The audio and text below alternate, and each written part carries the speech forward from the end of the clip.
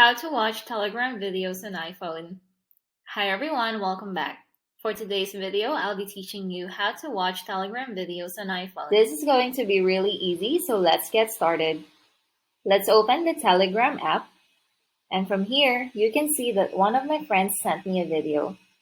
Tap on the conversation to open it, and as you can see, we have two videos right here that automatically started playing. If you scroll back up, you can see that I also sent her a video yesterday.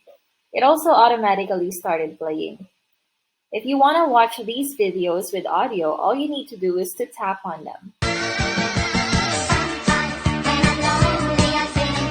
Save the video on your iPhone by tapping on the three-dot icon on the right top corner. Select Save Video. You may also do the same thing to the videos you receive. Just tap on them. Select the three dots on the right top corner and select Save Video. Very simple. After successfully saving all the videos, you should now be able to watch them from your camera roll. To do that, go back to your home screen, open Photos, and from here, you should be able to see the videos you saved. Here's mine.